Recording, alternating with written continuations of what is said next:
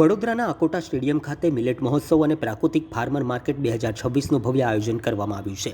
2 દિવસીય આ કાર્યક્રમનો મુખ્ય ઉદ્દેશ સ્વાસ્થ્ય, સમૃદ્ધિ અને પ્રાકૃતિક ખેતીને પ્રોત્સાહન આપવાનો છે।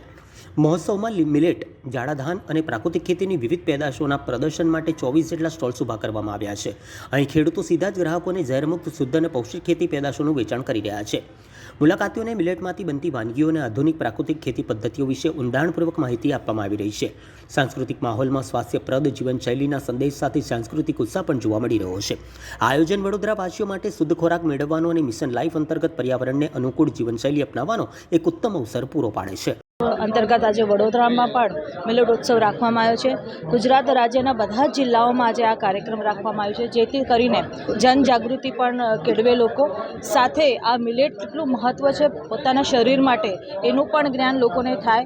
આખા અનાજનું આપણે શ્રી અન્ન તરીકે જ્યારે ઓળખતા હોઈએ છીએ, ત્યારે આપણા સ્વાસ્થ્ય માટે, ખાસ કરીને જ્યારે આજના જમાનામાં આપણને કંઈક ને કંઈક વિટામિનની ખામી હોતી હોય છે અને આપણે દવા તરફ વળતા હોઈએ છીએ, વિટામિન્સની એક્સ્ટ્રા દવાઓ લેતા હોઈએ છીએ, સપ્લિમેન્ટ્સ લેતા હોઈએ છીએ, પણ જો આપણે આ દરરોજ આપણે આ અનાજનો ઉપયોગ કરીશું આપણા ડેલી ડાયટમાં, તો ક્યાંક ને ક્યાંક કેલ્શિયમની કમી હોય કે આયરનની કમી હોય, પોટેશિયમ કે સોડિયમની કમી હોય, આ બધી જ વસ્તુઓ જ્યાં કંઈક આપણને લાગતું હોય કે શરીરને જરૂર છે, અન્ન દ્વારા મળી શકે છે। આજે વડોદરાની પ્રજાના આપ સૌ મીડિયા થકી હું અનુરોધ કરું છું કે આપ આવો, આ મિલેટ ઉત્સવમાં આજ પધારો અને આપ જુઓ કે જે ગુજરાત રાજ્યના કે ખાસ કરીને વડોદરા જિલ્લામાં જે ખેડૂતો છે અને પોતાની મહેનતથી આ જે અન્ન ઉગાડી રહ્યા છે, અને આજે જ્યારે બધા જ લોકો પ્રાકૃતિક ખેતી તરફ વળ્યા છે અને મિલેટ ઉગાડવા માટેના પ્રયાસો કરી રહ્યા છે, તો આપ સૌ આમંત્રણ છે, આપ આવો સ્ટોલમાં અને પોતાની રોજની જે ડાયટ છે એમાં મિલેટ્સનો ઉપયોગ કરો।